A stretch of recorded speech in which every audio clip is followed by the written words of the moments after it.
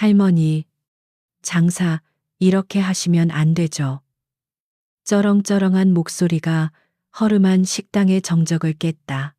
탁자를 내리치는 요란한 소리와 함께 식당 안에 몇 안 되던 손님들의 시선이 모두 소리가 나는 곳으로 향했다. 그곳에는 험악한 인상의 사내셋이 서서 백발이 성성한 주인 할머니를 몰아붙이고 있었다.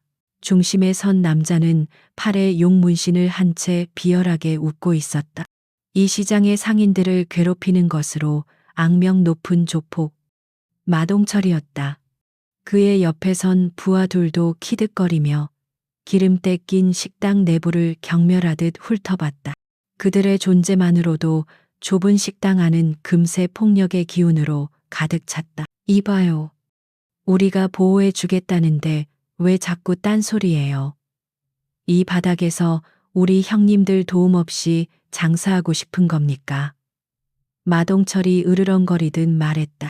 그의 말은 보호라는 단어를 썼지만 그 의미는 명백한 협박이었다.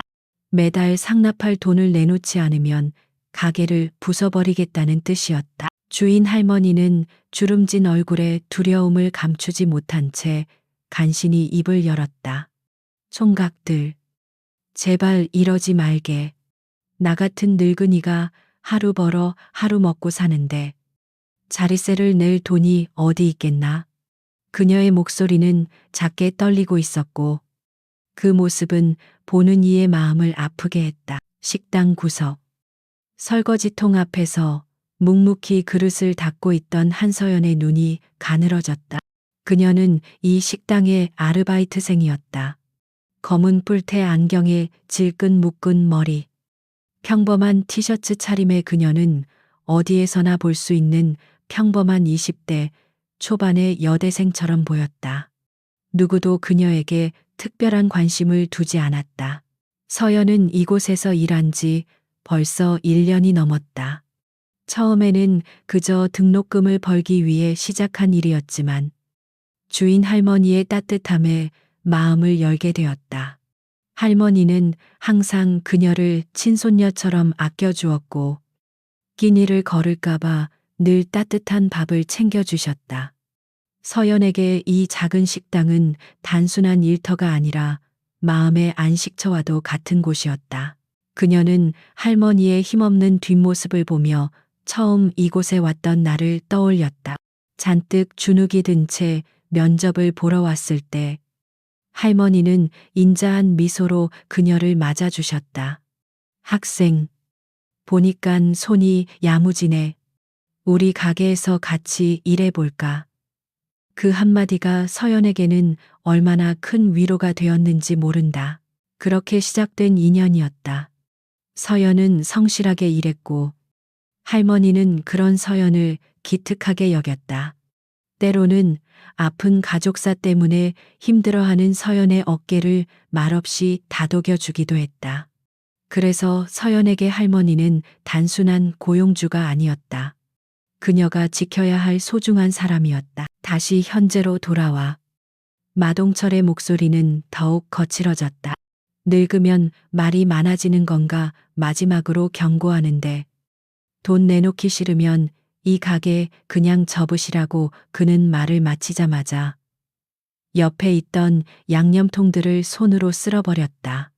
쨍그랑 요란한 소리와 함께 양념통들이 바닥에 떨어져 깨졌다. 손님들은 겁에 질려 슬금슬금 자리에서 일어나 가게를 빠져나가기 시작했다. 이제 식당 안에는 주인 할머니와 서연, 그리고 조폭 무리만 남게 되었다. 할머니는 바닥에 흩어진 소금과 고춧가루를 보며 망연자실한 표정을 지었다. 그녀의 평화롭던 일상이 무참히 깨지는 순간이었다. 마동철의 부하 중 하나가 희죽거리며 할머니에게 다가갔다.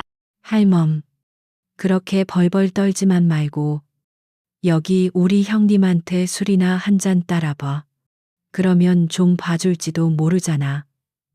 그는 역겨운 농담을 던지며 할머니의 팔을 잡으려 했다. 서연의 눈빛이 차갑게 가라앉았다. 지금까지 그녀는 침묵을 지키고 있었다. 아버지는 항상 그녀에게 가르쳤다. 힘은 함부로 쓰는 것이 아니라고. 진정한 강함은 인내할 줄 아는 것이라고. 그래서 그녀는 참았다.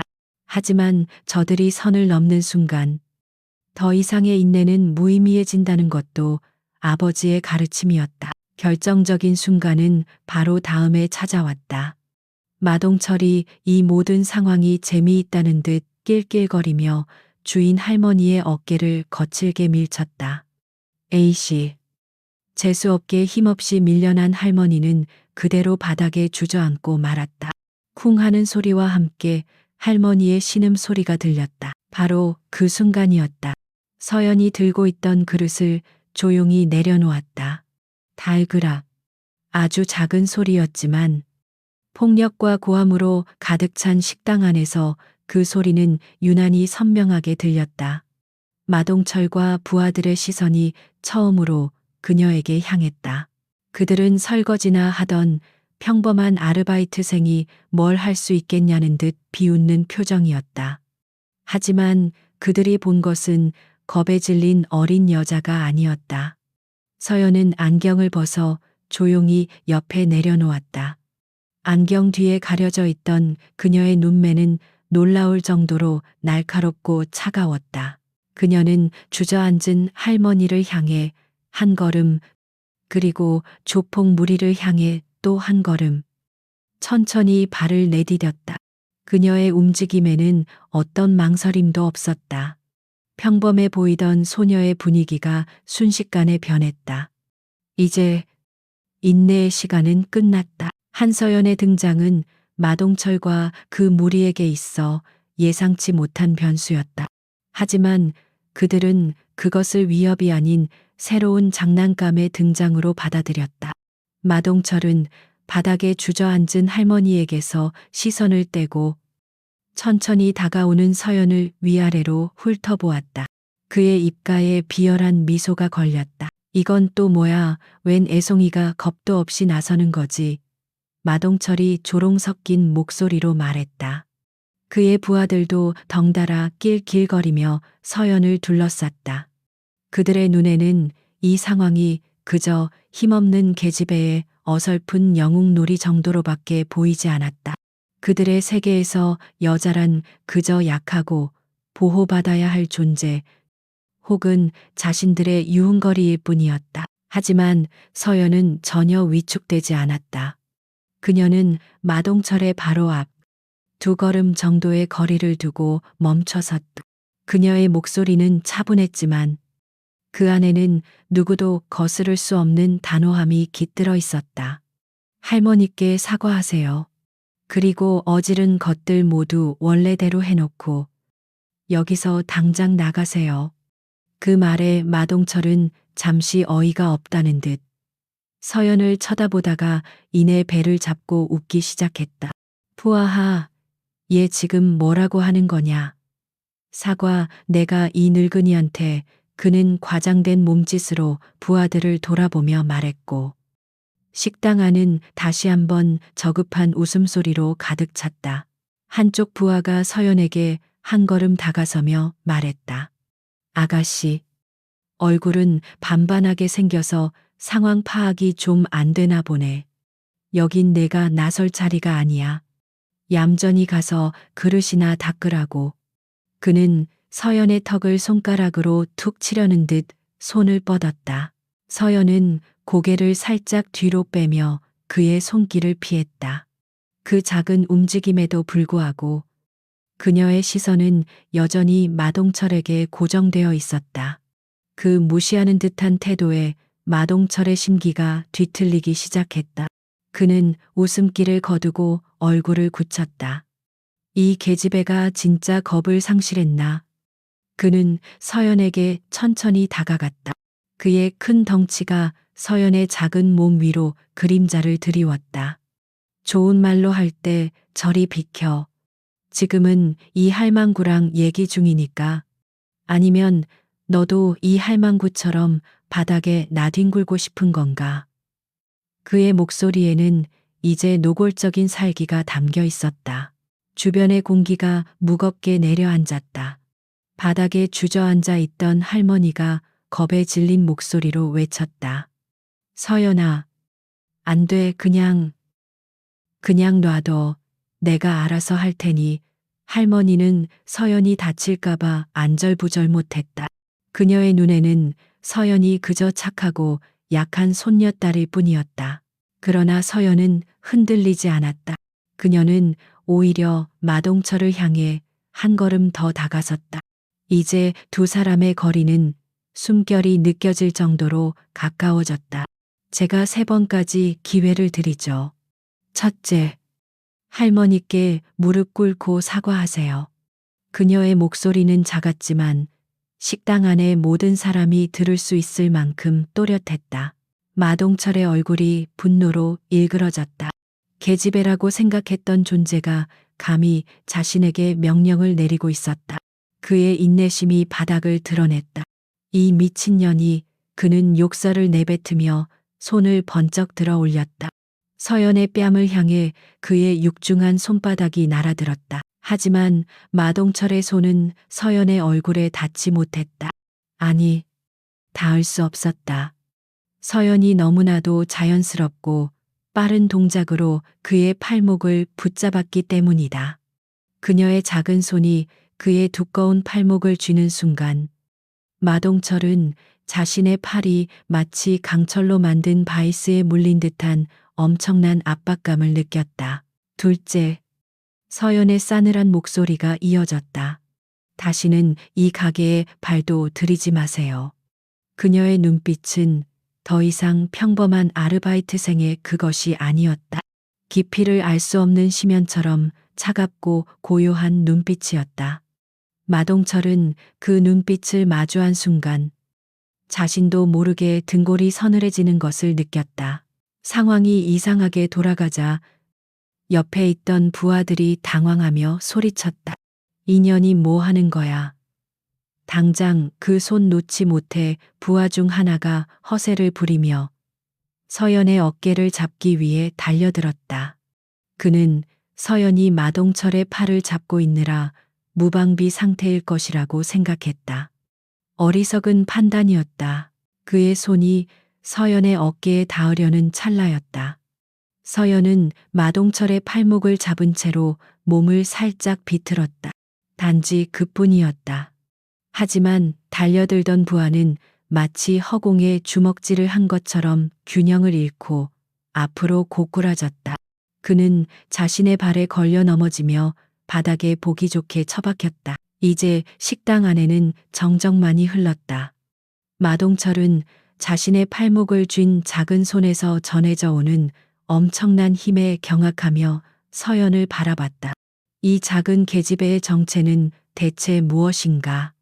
그는 이 순간 자신이 절대로 건드려서는 안 될 무언가를 건드렸다는 사실을 어렴풋이 깨닫기 시작했다. 마동철은 자신의 팔목을 쥔 서연의 소나귀에서 벗어나려 안간힘을 썼다.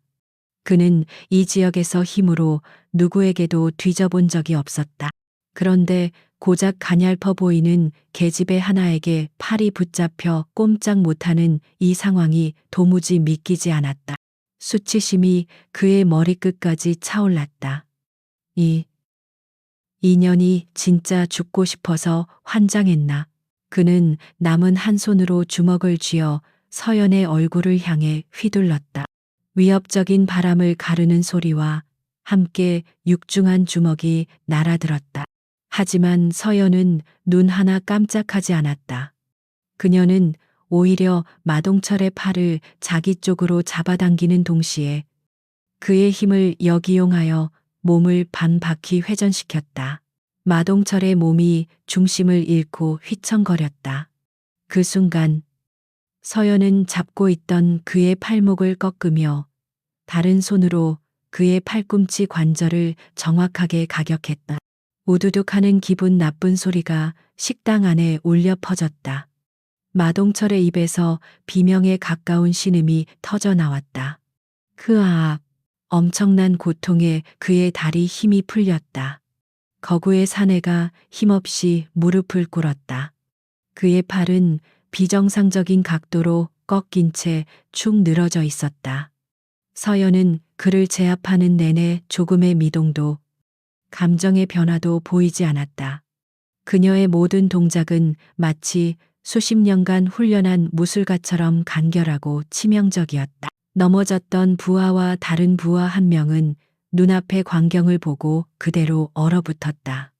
그들은 자신들의 두목이 그 거대한 마동철이 저 작은 여자애에게 단 한 번의 움직임으로 처참하게 제압당했다는 사실을 받아들일 수 없었다. 공포가 그들의 척추를 타고 기어올랐다. 저 여자는 대체 정체가 뭐란 말인가? 바닥에 주저앉아 있던 주인 할머니 역시 입을 작게 벌린 채 이 모든 것을 지켜보고 있었다. 그녀가 알던 서연은 그저 조용하고 성실하며 마음 여린 아르바이트생이었다. 하지만 지금 그녀의 눈앞에 서 있는 것은 압도적인 힘으로 조폭을 찍어 누르는 냉혹한 존재였다. 그 간극이 너무나도 커서 비현실적으로 느껴질 정도였다. 서연은 무릎 꿇은 마동철을 차갑게 내려다보았다. 기회는 끝났어요. 그녀는 말을 마치고 잡고 있던 그의 팔목을 놓아주었다. 자유로워진 마동철은 고통스러워하며 자신의 팔을 감싸 쥐었다. 팔을 움직이려 할 때마다 찾아오는 격통에 그의 얼굴은 땀으로 범벅이 되었다. 그는 치욕과 고통 속에서 서연을 노려보았다. 그의 눈에는 이제 경외심이나 두려움이 아니었다. 굴욕감으로 인해 들끓는 살이만이 가득했다. 이 동네에서 자신이 이런 꼴을 당했다는 사실이 알려지면 그의 인생은 끝이었다. 여기서 이 계집애를 처리하지 못하면 그는 다시는 고개를 들고 다닐 수 없게 될 터였다. 셋. 서연이 나지막이 말했다. 그것은 그녀가 아까 말했던 3가지 기회 중 마지막 경고였다. 그녀는 이제 더 이상 대화할 생각이 없다는 듯 싸늘한 눈빛으로 나머지 2명의 부하를 훑어보았다. 부하들은 그녀의 시선이 닿자 저도 모르게 움찔하며 뒷걸음질 쳤다. 마동철은 이를 악물고 간신히 몸을 일으켰다. 그는 부러진 팔의 고통을 애써 참으며 쉰 목소리로 소리쳤다. 뭘 보고 서 있어? 이 병신들아, 전현. 당장 잡아 어떻게 하든 상관없으니까. 전현 팔다리를 부러뜨려 버리라고. 이성은 이미 마비된 지 오래였다. 남은 것은 오직 이성을 잃은 분노뿐이었다. 그의 명령에 정신을 차린 부하들이 서로 눈치를 보다가 이내 독이 오른 표정으로 서연에게 달려들 준비를 했다. 한 놈은 옆에 있던 의자를 집어들었다. 이제 그들에게 서연은 더 이상 여자애가 아니었다. 반드시 쓰러뜨려야 할 적이었다. 서연은 조용히 숨을 골랐다. 그녀의 자세는 흐트러짐이 없었다. 마치 폭풍 전야의 고요함 같았다. 아버지는 항상 말했다. 절대 먼저 공격하지 마라. 하지만 상대가 선을 넘어 공격해 온다면 2번 다시 일어설 수 없도록 철저하게 짓밟아 버려라. 그것이 스스로를 지키는 유일한 방법이라고. 의자를 든 남자가 기합 소리와 함께 서연의 머리를 향해 의자를 내리찍었다. 다른 한 명은 그 틈을 노려 서연의 하체를 공격하기 위해 달려들었다. 비좁은 식당 안에서 벌어지는 비겁한 협공이었다. 할머니의 입에서 짧은 비명이 터져 나왔다. 이제 곧 끔찍한 사태가 벌어질 것만 같았다. 하지만 다음 순간 그들의 눈에 보인 것은 의자에 맞아 쓰러지는 서연의 모습이 아니었다. 오히려 그 반대였다. 서연은 자신을 향해 날아오는 의자를 향해 몸을 날리듯 파고들었다. 그녀의 움직임은 너무나도 빨라서 마치 한 마리 제비가 바람을 가르는 듯했다. 이제 곧 자비 없는 응징의 시간이 시작될 것이었다. 의자를 든 남자의 눈에 비친 것은 겁에 질린 소녀가 아니었다. 오히려 자신의 공격을 향해 정면으로 파고드는 한 마리 맹수와도 같은 움직임이었다. 서연은 의자가 정수리를 내리치기 직전 그 공격 반경 안으로 미끄러지듯 들어갔다. 그 동작은 자살 행위처럼 보였지만 실은 가장 완벽한 카운터 공격의 시작이었다. 그녀는 한 손으로 의자 다리를 가볍게 밀어내며 공격의 궤도를 틀어버렸다. 육중한 나무 의자는 서연의 머리카락을 스치며 옆쪽 벽에 부딪혀 산산조각이 났다. 동시에 서연의 다른 손이 번개처럼 뻗어나갔다. 그녀의 손바닥이 의자를 휘둘렀던 남자의 명치를 정확하고 깊숙하게 가격했다. 컥 남자는 숨이 막히는 소리와 함께 그대로 고꾸라졌다. 다른 부하가 서연의 하체를 향해 달려들던 그 순간이었다. 그는 동료가 한순간에 쓰러지는 것을 보고 잠시 망설였지만 이미 달려오던 기세를 멈출 수는 없었다. 그는 서연의 허리를 끌어안고 넘어뜨리려 했다. 하지만 그의 팔이 서연의 몸에 닿는 순간 그는 자신이 거대한 바위를 껴안은 듯한 착각에 빠졌다. 서연은 조금도 밀리지 않았다. 그녀는 오히려 남자의 달려드는 힘을 이용했다. 그녀는 남자의 목덜미를 잡아채는 동시에 자신의 발로 남자의 발목을 가볍게 걸었다. 유도 기술의 발목 받치기와 흡사한 동작이었다. 남자의 거대한 몸이 공중에서 균형을 잃고 그대로 바닥에 내동댕이 쳐졌다. 쿵 식당 바닥이 울릴 정도의 엄청난 충격음이 울려 퍼졌다. 모든 일이 눈 깜짝할 사이에 일어났다. 채 10초도 되지 않아 건장한 남자 둘이 속수무책으로 쓰러졌다. 한 놈은 명치를 맞고 숨을 헐떡이며 바닥을 기었고 다른 한 놈은 충격으로 잠시 정신을 잃은 듯 미동도 없었다. 식당 안에는 이제 부러진 팔을 부여잡은 마동철과 그 앞에 고요히 서 있는 서연만이 남았다. 마동철의 얼굴에서 핏기가 사라졌다. 분노는 어느새 차가운 공포로 변해 있었다. 그는 뒷걸음질 쳤다. 그의 머릿속에서 경고음이 울렸다. 도망쳐야 한다. 저것은 인간이 아니다. 괴물이다. 그는 비틀거리며 식당 문을 향해 몸을 돌렸다. 하지만 서연은 그를 보내줄 생각이 없었다. 아직 끝나지 않았는데요. 얼음장처럼 차가운 목소리가 그의 등 뒤에서 들려왔다. 마동철이 겁에 질려 돌아보는 순간 서연의 모습은 이미 그의 코앞에 있었다. 그녀의 움직임은 소리가 없었다. 마치 그림자처럼 이동했다. 공포에 질린 마동철은 남은 한 팔을 마구잡이로 휘둘렀다. 하지만 그의 주먹은 번번이 허공을 갈랐다. 서연은 그의 공격을 최소한의 움직임으로 피하며 마치 춤을 추듯 그의 주위를 맴돌았다. 그리고 그녀의 반격이 시작되었다. 서연의 손이 잔상만을 남기며 빠르게 움직였다. 툭. 그녀의 손가락이 마동철의 목 옆쪽 경동맥 부근을 가볍게 찔렀다. 윽. 마동철의 몸이 순간적으로 굳었다. 툭. 이번에는 옆구리에 급소였다. 컥 숨이 막혔다. 마지막으로 그녀의 발 뒤꿈치가 그의 무릎 뒤쪽 오금 부위를 정확하게 가격했다. 마동철의 다리가 그대로 꺾였다.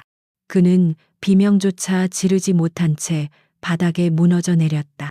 몸의 신경계가 일시적으로 마비되어 자신의 의지대로 움직일 수 없게 된 것이다. 그는 눈만 간신히 깜빡이며 자신을 내려다보는 서연을 공포에 질린 눈으로 올려다볼 뿐이었다. 그렇게 모든 상황이 종료되었다. 건장한 조폭 3명이 한 소녀에게 완전히 제압되기까지 걸린 시간은 1분도 채 되지 않았다. 식당 안은 깨진 의자 조각과 넘어진 식기들로 아수라장이었지만 그 중심에 서 있는 서연은 머리카락 한 올 흐트러지지 않은 모습이었다.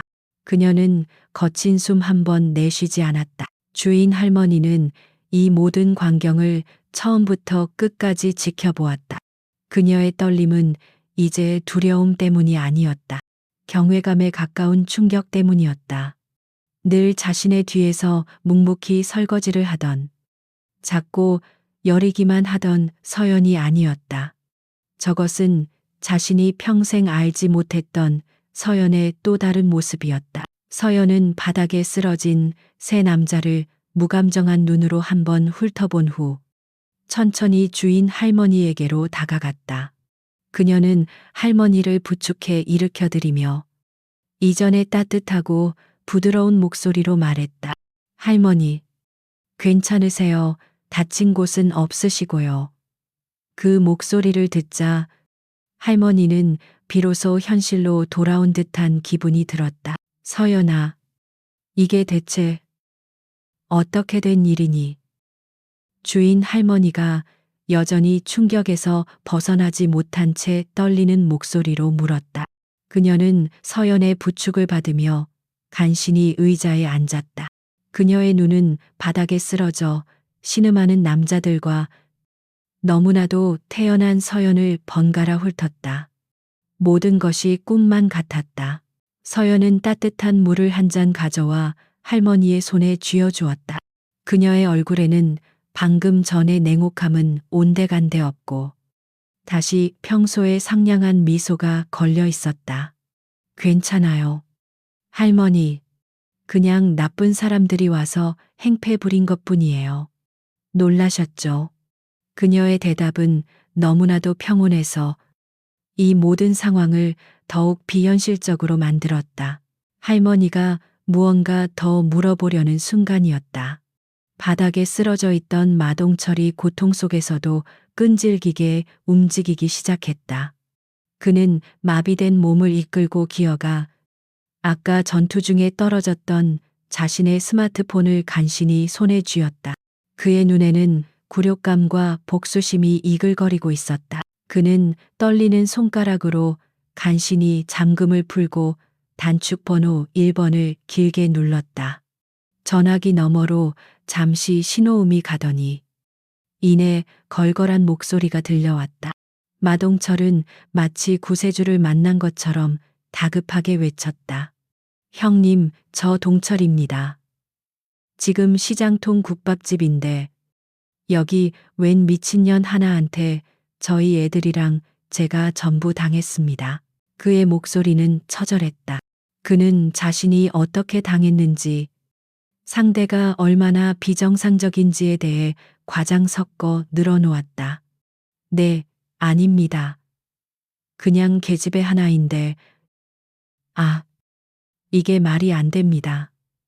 아무튼 빨리 와주십시오. 형님, 인연 싹싹 빌게 만들어야 합니다.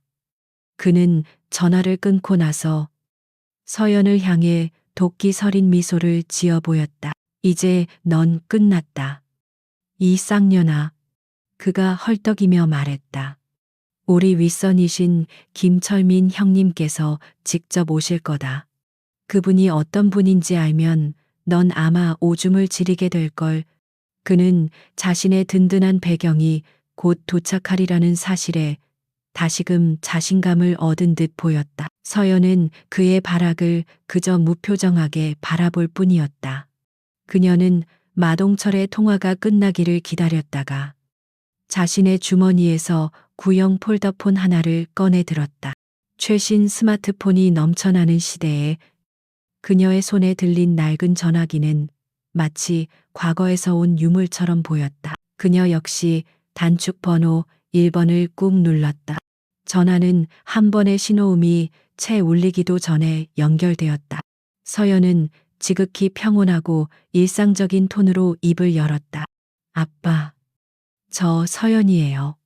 전화기 너머에서 무언가 대답이 들려왔다. 아니요, 다친 데는 없어요. 그냥 가게에 성가신 벌레들이 좀 꼬여서요. 그녀는 바닥에 널브러진 조폭들을 벌레 보듯 쳐다보며 말을 이었다. 네, 조금 시끄러워질 것 같아서요. 아빠가 한번 와서 치워주셔야 할 것 같아요. 네, 가게에요. 기다릴게요. 그녀의 통화는 너무나도 짧고 간결했다. 마치 저녁 메뉴를 정하는 것처럼 아무렇지 않은 말투였다. 통화를 마친 서연은 폴더폰을 닫고 다시 주머니에 넣었다.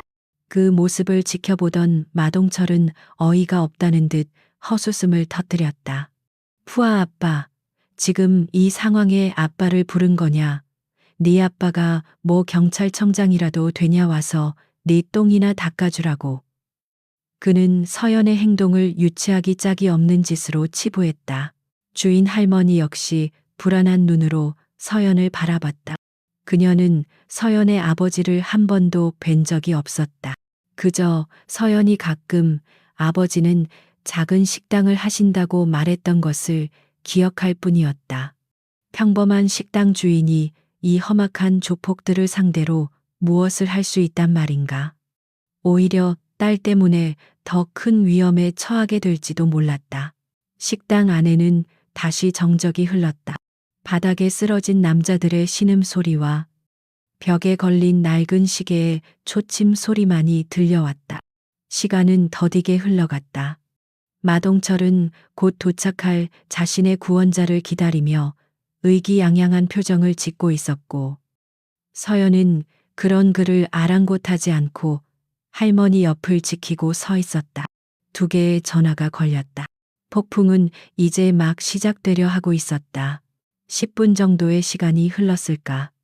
식당 밖이 갑자기 소란스러워지기 시작했다. 여러 대의 검은색 세단이 굉음을 내며 좁은 시장 골목으로 들어와 거칠게 멈춰섰다. 차문이 열리고 정장을 입은 덩치 큰 사내 대여섯 명이 우르르 내렸다. 그들의 험악한 기세에 구경하던 시장 상인들은 겁을 먹고 황급히 자신들의 가게 안으로 몸을 숨겼다. 그 무리의 선두에는 날카로운 눈매에 잘 다려진 양복을 입은 중년 남자가 서 있었다. 그는 바닥에 쓰러진 마동철을 보고 미간을 찌푸렸다. 그가 바로 마동철의 직속 상관이자 이 일대의 유흥가를 관리하는 중간 보스 김철민이었다. 그는 상황을 파악하려는 듯 천천히 식당 안으로 들어섰다. 형님 오셨습니까? 형님, 마동철이 구세주를 만난 듯 반가움에 울부짖었다. 김철민은 널브러진 자신의 부하들과 식당의 난장판을 한번 훑어보고는 그 중심에 서 있는 한서연에게로 시선을 옮겼다. 그의 눈에 이 모든 것을 저질렀다고 하기에는 너무나 평범한 서연의 모습이 들어왔다. 마동철, 김철민이 낮은 목소리로 말했다. 설명해 봐라. 이게 어떻게 된 상황인지. 그의 목소리는 조용했지만 그 안에는 서슬퍼런 분노가 담겨 있었다. 형님, 저 미친년입니다. 저 계집애 하나가 저희를 전부 이렇게 만들었습니다. 마동철이 서연을 향해 손가락질하며 악을 썼다. 김철민의 눈에 잠시 의아함이 스쳤다. 그는 서연을 다시 한번 찬찬히 뜯어보았다. 아무리 봐도 특수훈련을 받은 요원이나 이름난 싸움꾼으로는 보이지 않았다. 고작 저런 계집애 하나한테 네가 이 꼴이 됐다고. 마동철, 너도 이제 한물 같구나. 그의 목소리에는 실망과 경멸이 뒤섞여 있었다. 김철민은 부하들에게 턱짓하며 명령했다. 일단 전현부터 잡아. 얌전히 끌고 올 필요 없어. 반쯤 죽여놔도 상관없으니까. 그의 말이 떨어지기 무섭게 정장을 입은 사내들이 서연을 향해 다가오기 시작했다. 상황은 아까보다 훨씬 더 악화되었다. 이제는 도저히 빠져나갈 방법이 없어 보였다. 바로 그때였다. 식당 입구에 한 남자의 그림자가 드리워졌다. 그는 방금 막 주방에서 나온 듯 낮고 빛바랜 앞치마를 두르고 있었다. 손에는 밀가루가 희끗희끗 묻어 있었다. 온화한 인상, 약간은 피곤해 보이는 눈매. 누가 봐도 평범한 자영업자의 모습이었다. 한민준이었다. 그는 식당 안의 험악한 분위기에도 아랑곳하지 않고 오직 자신의 딸을 향해 걸어왔다. 그의 눈에는 걱정이 가득했다. 서연아, 괜찮으냐? 그의 목소리는 낮고 부드러웠다. 네, 아빠, 전 괜찮아요. 조금 소란스러웠을 뿐이에요. 서연은 아버지를 보자 그제야 살짝 굳어있던 얼굴을 풀었다. 김철민은 이 느닷없는 부녀 상봉 장면에 어이가 없다는 표정을 지었다. 그는 서연의 앞을 가로막으며 한민준을 위아래로 훑어보았다.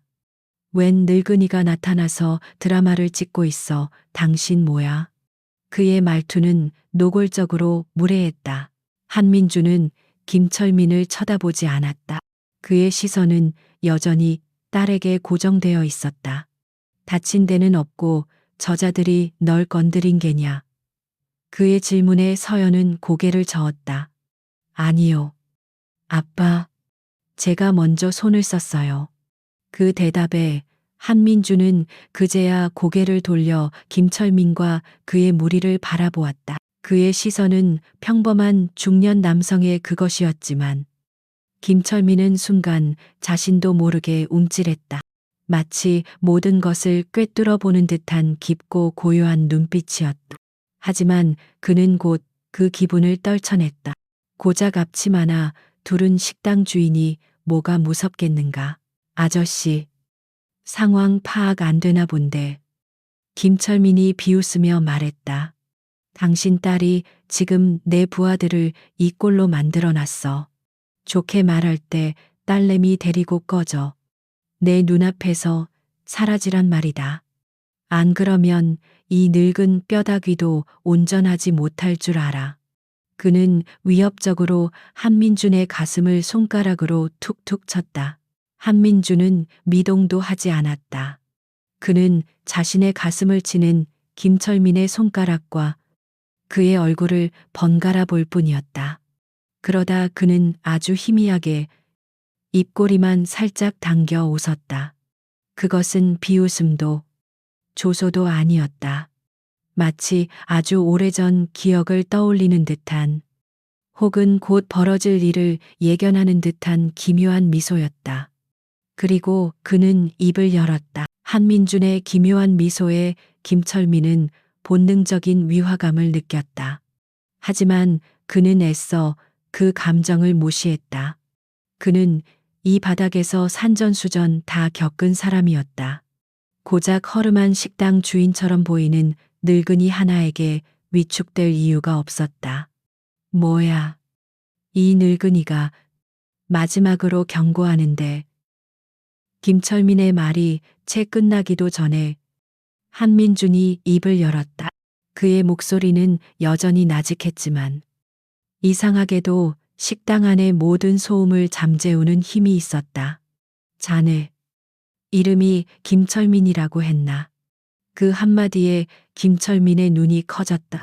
이 남자가 자신의 이름을 어떻게 아는 거지? 한민주는 김철민의 당황한 표정 따위는 안중에도 없다는 듯 천천히 자신의 목 뒤로 손을 가져갔다. 그리고는 아무렇지 않은 동작으로 허름한 앞치마의 끈을 풀었다. 앞치마가 그의 몸에서 스르륵 떨어져 바닥에 아무렇게나 던져졌다. 아주 일상적이고 평범한 동작이었지만 그 순간 식당 안의 공기가 돌처럼 굳어졌다. 앞치마가 가리고 있던 그의 목덜미 뒷부분이 드러났다. 그곳에는 낮고 빛이 바랜 문신 하나가 새겨져 있었다. 화려한 색상의 이레즈미가 아니었다. 검푸른 먹물로만 새겨진 포효하는 검은 호랑이 해호의 얼굴이었다. 오랜 세월에 희미해졌지만 그 형상에서 뿜어져 나오는 위압감은 여전했다. 김철민의 동공가 심하게 흔들리기 시작했다. 그의 머릿속에서 오랫동안 잊고 있던, 아니, 감히 떠올릴 수도 없었던 과거의 이야기들이 파편처럼 스쳐 지나갔다. 20년 전, 이 도시의 모든 어둠을 단신으로 평정하고 호련히 사라졌다는 전설적인 존재. 그에게는 단 하나의 상징이 있었다고 했다. 내가 이 바닥을 뜨면서 세운 규칙이 있었을 텐데 한민준이 말을 이었다. 그의 시선이 김철민을 꿰뚫을 듯이 날카로워졌다. 첫째, 민간인은 건드리지 않는다. 둘째, 노인과 아이에게는 손대지 않는다. 마지막으로, 내 영역 안에서는 약자를 괴롭히지 않는다. 모두 잊었나 보군. 내 영역. 그 단어가 김철민의 뇌리에 비수처럼 밝혔다. 이 도시 전체가 한때는 그의 영역이었다.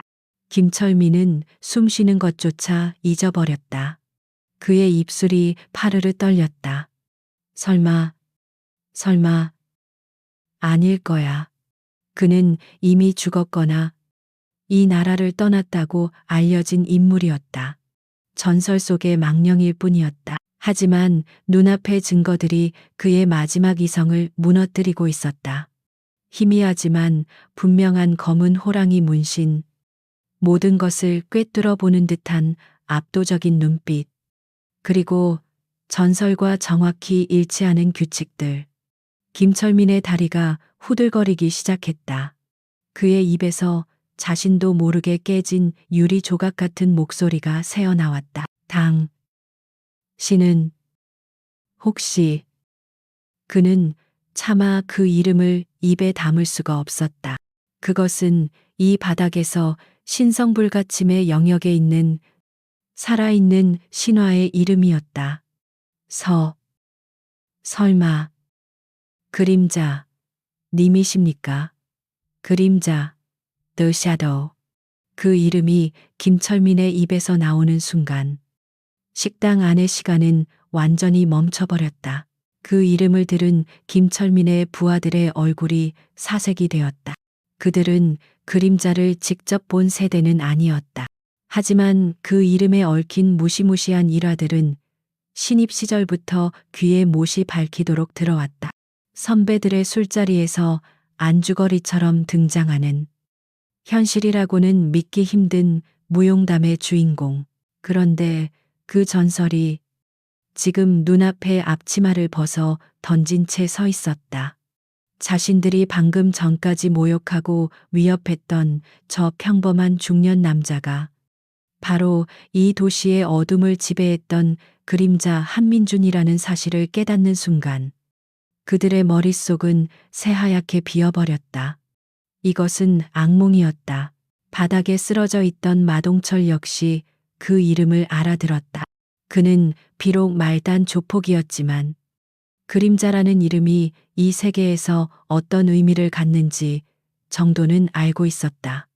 그는 자신이 누구의 딸을 건드렸는지, 그리고 지금 누구의 앞에 서 있는지 깨닫고는 그대로 정신을 잃을 것만 같았다. 온몸의 피가 차갑게 식어버렸다. 그림자. 그 이름이 현실의 공간에 현현한 순간, 모든 위계 질서는 파괴되고 오직 절대적인 공포만이 남았다. 김철민의 머릿속은 더 이상 사고를 할 수 없는 상태에 빠졌다. 그의 몸은 생존 본능에 따라 움직였다. 그는 자신의 무릎이 바닥에 닿는 것도 인지하지 못했다. 쿵. 그의 몸이 바닥에 엎어졌다. 그것은 신호탄이었다. 김철민이 무릎을 꿇자 그를 따르던 모든 부하들이 마치 약속이라도 한 듯 일제히 그 자리에 무릎을 꿇었다. 쿵, 쿵, 쿵. 좁은 식당 안이 육중한 남자들이 무릎 꿇는 소리로 울렸다. 그들은 감히 고개를 들 생각도 하지 못한 채 이마를 기름때 낀 바닥에 박았다. 죽을 죄를 지었습니다. 형님 김철민이 쥐어짜 내는 목소리로 빌기 시작했다. 그의 목소리는 평소의 위험은 온데간데 없이 공포로 비참하게 떨리고 있었다. 살아계신 줄도 모르고 감히 하늘 같은 분을 못 알아배웠습니다. 제 눈이 삐었습니다. 제발 목숨만 살려주십시오. 그의 애원은 처절했다. 나머지 부하들도 그를 따라 잘못했습니다. 살려주십시오를 외치며 바닥에 머리를 찍기 시작했다. 조금 전까지만 해도 세상을 다 가진 듯 행패를 부리던 자들의 모습이라고는 믿기지 않을 정도로 그들은 한낱 벌레처럼 목숨을 구걸하고 있었다. 하지만 한민주는 그들의 비굴한 모습에 눈길조차 주지 않았다. 그의 얼굴에는 분노도 만족감도 그 어떤 감정도 떠오르지 않았다. 그는 마치 바닥에 떨어진 쓰레기를 보는 듯한 무감정한 눈으로 그들을 내려다볼 뿐이었다. 그의 침묵은 그 어떤 고함보다도 더 무겁게 식당 안을 짓눌렀다. 서연은 이 모든 상황을 아버지의 등 뒤에서 조용히 지켜보고 있었다. 그녀는 아버지가 과거에 어떤 사람이었는지 어렴풋이 알고 있었다. 하지만 그 이름 석자가 불러일으키는 공포의 무게가 이 정도일 줄은 상상도 하지 못했다. 그녀는 새삼 자신의 아버지가 얼마나 거대한 존재였는지 실감했다. 한민주는 더 이상 그들에게 시간을 낭비할 가치가 없다고 판단한 듯 주머니에서 다시 낡은 폴더폰을 꺼내 들었다. 그 모습에 김철민의 심장이 바닥으로 떨어졌다. 그는 직감했다. 저 전화는 자신들의 사형 선고를 내리는 전화라는 것을. 그는 제발 그것만은 말아달라고 속으로 절규했다. 한민주는 이번에는 단축키가 아닌 번호를 직접 눌렀다. 그의 손가락은 오래된 기억을 더듬는 것처럼 천천히 하지만 망설임 없이 움직였다. 통화 연결음이 한두 번 울린 후 전화가 연결되었다. 한민준이 입을 열었다. 그의 목소리는 마치 오랜 친구에게 안부를 묻는 것처럼 평온했다. 백 회장, 나 한민준 일세. 백 회장. 그 이름이 들리는 순간 김철민은 모든 것을 포기했다. 백 회장은 이 도시의 경제계를 주무르는 거물이자 자신들이 속한 조직의 정점에 있는 최종 보스였다. 감히 이름조차 함부로 입에 담을 수 없는 존재. 그런데 한민주는 그런 백 회장을 마치 아랫사람 대하듯 편하게 부르고 있었다. 그래, 오랜만일세. 다름이 아니고. 한민주는 잠시 말을 끊고 바닥에 엎드린 김철민을 힐끗 내려다보았다. 내 딸이 일하는 가게에 자네 쪽 벌레들이 좀 기어 들어와서 말이야. 내가 지금 보고 있는데 영 보기 좋지가 않네. 교육을 어떻게 시키는 겐가? 그의 말은 질문이었지만 그 안에는 서늘한 질책이 담겨 있었다. 전화기 너머에서 어떤 다급한 목소리가 들려오는 듯 했지만 식당 안에 누구도 그 내용을 들을 수는 없었다. 한민주는 그저 조용히 듣고 있다가 마지막 말을 내뱉었다. 10분 주지. 내 눈앞에서 이 쓰레기들 깨끗하게 치워. 다시는 이런 일이 없도록 하게. 그는 일방적으로 전화를 끊어버렸다. 통화가 끝났다. 그것으로 모든 것이 끝났다. 김철민과 그의 부하들은 이제 죽은 목숨이나 다름없었다. 백 회장의 청소가 어떤 방식으로 이루어지는지 그들은 너무나도 잘 알고 있었다. 그것은 법의 심판보다 훨씬 더 무자비하고 철저했다. 그들은 이제 이 세상에서 조용히 삭제될 것이었다. 그들의 얼굴에 떠오른 것은 더 이상 공포가 아니었다. 모든 것을 체념한 자의 절망이었다. 한민주는 이미 존재하지 않는 자들처럼 그들을 무시하고 딸 서연에게로 몸을 돌렸다. 그리고는 이 모든 끔찍한 상황과는 전혀 어울리지 않는 너무나도 다정한 목소리로 물었다. 서연아, 배고프지? 아빠가 뭐 맛있는 거라도 해줄까? 한민준의 다정한 질문에 서연은 미처 대답하지 못했다. 그녀가 입을 열기도 전에 식당 밖에서 또 다른 기척이 느껴졌기 때문이다. 이번에는 요란한 엔진음이나 거친 타이어 소리가 아니었다. 소리 없이 다가온 검은색 승합차 여러 대가 식당 앞에 멈춰섰다. 차에서는 방금 전의 조폭들과는 분위기가 전혀 다른 검은 양복을 입은 남자들이 조용히 내렸다. 그들은 군인처럼 절도 있는 움직임으로 식당을 둘러쌌다. 그중 리더로 보이는 한 남자가 식당 안으로 들어섰다. 그는 바닥에 엎드린 김철민 일당에게는 눈길도 주지 않은 채 오직 한민준을 향해 다가와 90도로 허리를 숙였다. 그의 태도는 극도로 정중했다. 회장님께서 보내셨습니다. 소란을 피운 점 진심으로 사과드립니다. 한민주는 그저 말없이 고개를 한번 끄덕였다. 그것으로 모든 허락이 떨어졌다. 리더가 손짓하자 밖에서 대기하던 남자들이 일사불란하게 안으로 들어왔다. 그들은 절망에 빠져 있던 김철민과 마동철, 그리고 나머지 조폭들을 마치 짐짝처럼 거칠게 일으켜 세웠다. 잠깐만 나는 김철민이 마지막 발악을 하려 했지만 한 남자가 그의 입을 틀어막고 목덜미를 잡아챘다. 더 이상의 저항은 무의미했다.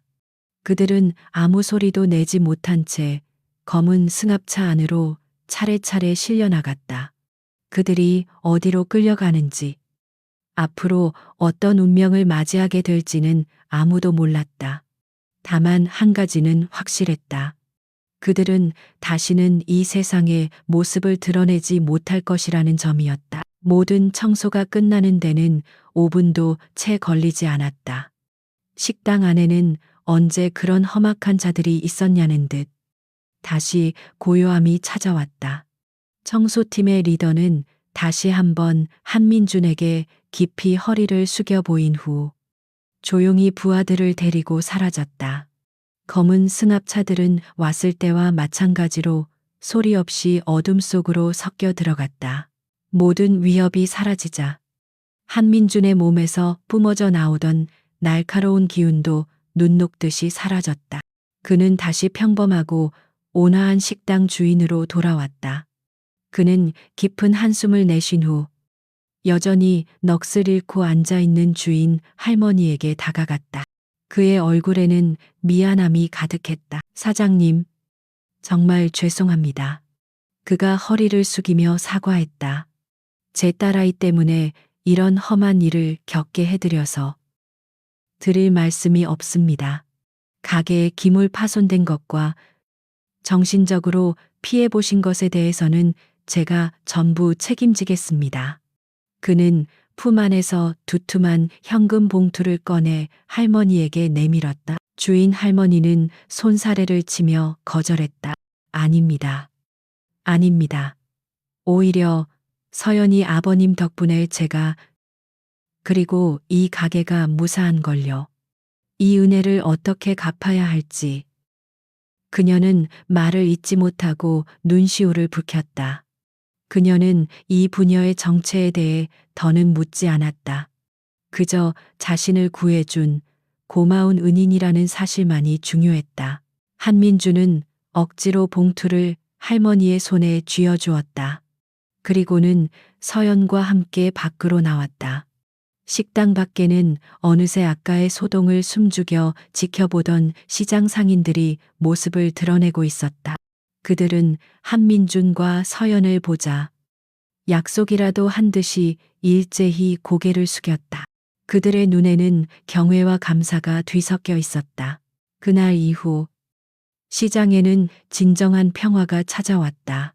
상인들을 괴롭히던 조폭 조직은 그날 밤을 기점으로 도시 전체에서 증발해 버렸다. 그들이 관리하던 모든 구역은 해체되었고 조직의 정점에 있던 백 회장이 직접 나서서 모든 것을 정리했다는 소문이 암암리에 퍼졌다. 경찰은 대대적인 조직 폭력배 소탕 작전의 성공이라고 발표했지만 진실을 아는 자들은 조용히 입을 다물었다. 더 이상 누구도 그 시장에서, 특히 그 작은 국밥집에서 행패를 부리는 사람은 없었다. 그곳이 바로 전설적인 그림자가 아끼는 딸이 일하는 곳이며 그의 영향력이 여전히 살아 숨쉬는 성역이라는 것을 모두가 알게 되었기 때문이다. 정의는 법이 아닌 압도적인 힘에 의해 그렇게 실현되었다. 며칠 후 한민준이 운영하는 작은 식당. 그곳은 서연이 일하는 국밥집보다 훨씬 더 작고 허름했다. 테이블이 고작 4개뿐인 아는 사람만 찾아오는 그런 곳이었다. 가게가 문을 닫을 시간이 되자 한민주는 딸을 위해 앞치마를 두르고 주방에 섰다. 서연은 그런 아버지의 뒷모습을 조용히 바라보고 있었다. 곧 김이 모락모락 나는 따뜻한 닭곰탕 한 그릇이 서연의 앞에 놓였다. 뽀얀 국물과 정갈하게 올라간 고명에서 아버지의 깊은 정성이 느껴졌다. 두 사람은 마주 앉아 조용히 식사를 시작했다. 그날의 끔찍했던 소동이 마치 거짓말처럼 느껴지는 평화로운 순간이었다. 아빠, 서연이 먼저 침묵을 깼다. 이제 괜찮은 거예요.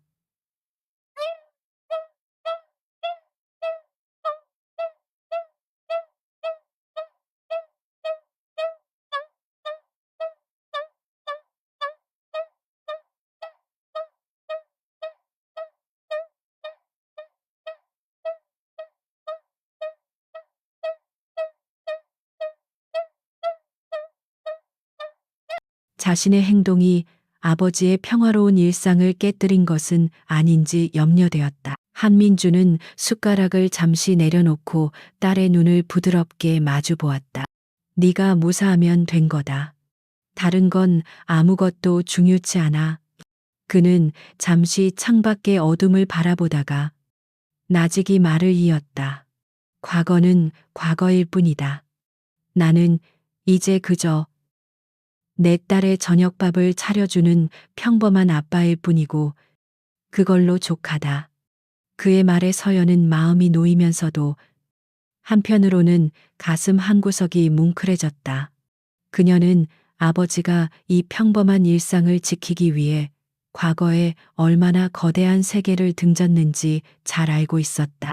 아버지가 그녀에게 혹독하게 무술을 가르쳤던 이유도 결국에는 그녀가 스스로를 지켜 이 평화를 누리게 하기 위함이었다. 아빠가 제게 가르쳐 주신 힘이, 서연이 말했다. 이번에는 할머니와 가게를 지키는 데 쓰였어요. 그녀의 말에 한민주는 희미하게 미소를 지었다. 그는 딸의 머리를 부드럽게 쓰다듬으며 말했다. 그것은 그가 딸에게 항상 해주고 싶었던 가장 중요한 가르침이었다. 그래, 서연아, 잊지 마라. 그의 목소리는 낮았지만 그 어떤 말보다도 단단한 힘이 있었다. 진정한 힘이란 남을 억누르기 위해 쓰는 게 아니다. 과시하기 위해 휘두르는 것은 더더욱 아니고 그건 그저 폭력일 뿐이지. 진정한 힘은 네가 소중히 여기는 것을 지키기 위해 사용하는 것이다. 바로 지금처럼 말이다. 서연은 아버지의 말을 가슴 깊이 새겼다. 그녀는 고개를 끄덕였다. 두 사람 사이에는 더 이상의 말이 필요 없었다. 따뜻한 닭곰탕의 온기가 식당 안을 가득 채우고 있었다. 한민주는 딸의 그릇에 큼지막한 닭다리 하나를 더 얹어주었다. 많이 먹어라. 내 딸. 그 평범한 한마디에 세상 모든 사랑이 담겨 있는 듯 했다. 오늘의 이야기는 여기까지입니다. 시청자 여러분, 겉모습만 보고 상대를 얕잡아 본 어리석은 조폭들의 처참한 최후. 어떠셨나요? 누구의 딸인지도 모르고 함부로 건드렸다가 자신들의 세계 전체가 무너지는 경험을 하게 된 그들의 모습은 우리에게 많은 것을 생각하게 합니다. 진정한 힘은 비싼 옷이나 커다란 문신, 험악한 말투에서 나오는 것이 아닙니다. 그것은 평범함 속에 숨어 있다가 자신의 소중한 것을 지켜야 할 결정적인 순간에 비로소 드러나는 법입니다. 오늘 이야기의 주인공인 한서연과 그녀의 아버지 한민준처럼 말이죠. 여러분은 오늘 이야기에서 어떤 장면이 가장 통쾌하고 인상 깊으셨나요? 댓글로 여러분의 소중한 의견을 자유롭게 남겨주세요. 여러분의 한마디 한마디가 저희에게는 큰 힘이 됩니다. 오늘 이야기가 시원한 사이다처럼 여러분의 마음에 와닿았다면 좋아요와 구독 버튼을 잊지 말고 꼭 눌러주세요. 여러분의 응원에 힘입어 다음 시간에는 더욱 통쾌하고 감동적인 이야기로 다시 찾아뵙겠습니다. 지금까지 시청해 주셔서 진심으로 감사합니다.